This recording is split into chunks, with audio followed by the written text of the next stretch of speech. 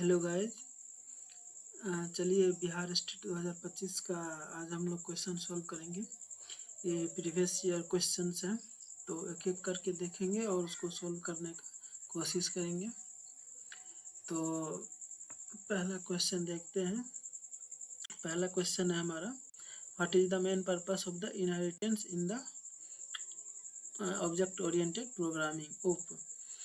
तो ऑप्शन देखते हैं। पहला ऑप्शन है to create instances of the classes, to prevent the data abstraction, to establish a parent-child relationship between the classes, to define the exceptions, to create an instance of the class। तो ये तो होता है। तो पहला option possible है, but क्या ये आंसर हो सकता है? नहीं हो सकता है, क्योंकि सिर्फ इंस्टेंस ऑफ क्लास नहीं है और हमारा क्या है, उसका मेन पर्पस पूछ रहा है। तो मेन पर्पस हमारा क्या होता है, पेरेंट चाइल्ड के बीच में जो रिलेशनशिप होता है उसको एस्टेब्लिश करना होता है। तो हमारा जो सी आंसर है, ये सी आंसर करेक्ट हो जाएगा। ये हमारा सी करेक्ट आंसर होगा। दूसरा क्वेश्चन देखते हैं। दूसरा क्वेश्चन है हमारा, micro controller find application in various field. What is the typical application of micro controller in the automotive industry. Automotive industry में माइक्रो कंट्रोलर का जो है टिपिकल एप्लीकेशन क्या है, उसके बारे में पूछ रहा है। तो पहला ऑप्शन हम लोग का है operating system for the computers. तो ये कंप्यूटर्स के बारे में ये आंसर तो नहीं होगा, क्योंकि हम लोग को पूछ रहा है ऑटोमोटिव इंडस्ट्री में। तो दूसरा ऑप्शन है entertainment system in the airplanes, ये भी नहीं होगा। Engine controls in the car, ये पॉसिबल आंसर है। वेदर फोरकास्टिंग सिस्टम, ये भी नहीं होगा। तो हमारा सी ऑप्शन ही करेक्ट होगा। यही हमारा करेक्ट आंसर है, इंजन कंट्रोल इन कार्स। अगला क्वेश्चन देखते हैं। अगला क्वेश्चन एक आसान क्वेश्चन है। The term fat is stands for. Fat का जो फुल फॉर्म है वो पूछ रहा है यहाँ पे। तो पहला ऑप्शन दिया हुआ है फाइल एलोकेशन ट्री। ट्री नहीं होना चाहिए यहाँ पे, पहला ऑप्शन गलत है। File allocation table. अगला ऑप्शन देखते हैं, फाइल एलोकेशन ग्राफ। और डी ऑप्शन हमारा ऑल ऑफ द एबव। तो इसमें फाइल एलोकेशन ट्री और फाइल एलोकेशन ग्राफ तो नहीं होगा। हमारा आंसर होगा option B, file allocation table. ये हमारा करेक्ट आंसर होगा। ये जो फैट है, फैट 32, ये हमारा विंडोज सपोर्ट करता है, विंडोज में होता है फैट। तो अगला क्वेश्चन देखते हैं, question number 4। What is the CRUD an acronym for database operation. तो पहला ऑप्शन है हमारा create, read, update, delete. Option number B में है कैसे, सी में कॉपी और डी में कलेक्ट। तो ये तीनों ही गलत होगा, बी सी डी, क्योंकि जो हमारा सी होता है वो क्रिएट होता है, ना कि कैसे, कॉपी और कलेक्ट, इसमें से कोई भी। तो पहला ऑप्शन ही हमारा करेक्ट होगा। यही हमारा करेक्ट आंसर है। अगला क्वेश्चन देखते हैं। which principle ensures that only essential information is visible to the outside world। जो हमारा UPS का कंसेप्ट होता है उसमें से क्वेश्चन पूछा गया है कि which principle ensure that only essential information is visible। ऐसा कौन सा प्रिंसिपल है जिसमें सिर्फ एसेंशियल इंफॉर्मेशन हम लोग विजिबल करते हैं आउटसाइड वर्ल्ड में। तो पहला ऑप्शन है पॉलीमॉर्फिज्म।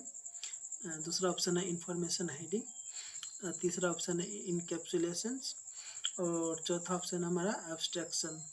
तो पॉलीमॉर्फिज्म तो नहीं होना चाहिए, क्योंकि इसमें इंफॉर्मेशन हाइडिंग की बात नहीं होती है। उसके बाद इनकैप्सुलेशन भी नहीं होगा। एब्स्ट्रैक्शन थोड़ा बहुत चांस है, लेकिन ये नहीं होगा, क्योंकि जो एब्स्ट्रैक्शन में होता है हम लोग वहाँ पे इम्प्लीमेंटेशन का बात करते हैं, ना कि इंफॉर्मेशन के बारे में। तो हमारा बी ऑप्शन करेक्ट हो जाएगा, इंफॉर्मेशन हाइडिंग। तो जो ये ऑप्शन है ये करेक्ट आंसर है। क्वेश्चन नंबर 6 देखते हैं क्या है। Contention based MAC protocol are commonly used in. जो ये मैक प्रोटोकॉल है वो हमारा किसमें यूज होता है? Ethernet networks, token ring networks, ATM networks, point two point networks. तो पहला ऑप्शन तो सी जो है वो तो नहीं होगा, क्योंकि एटीएम नेटवर्क्स जो होता है उसमें तो कंटेंशन नहीं होता है। टोकन रिंग नेटवर्क्स ये भी तो इसमें भी नहीं होता है, क्योंकि ये वायर नेटवर्क होता है, इसमें टोकन यूज किया जाता है, तो ये भी नहीं होगा। पॉइंट टू पॉइंट नेटवर्क्स ये भी तो नहीं है। तो जो हमारा कंटेंशन बेस्ड एमएके प्रोटोकॉल वो इथरनेट में ही होता है, जिसमें मल्टीपल एक्सेस सब हम लोग पढ़ते हैं, वो सब है। तो हमारा पहला ऑप्शन ही करेक्ट है इसमें, इथरनेट नेटवर्क्स। अगला क्वेश्चन देखते हैं। अगला क्वेश्चन है हमारा stealing someone's intellectual work and representing it as your own is known as. मतलब किसी से चोरी करके और उसको अपना बताना क्या कहलाता है? फ्रॉड? नहीं, फ्रॉड में ये नहीं होता।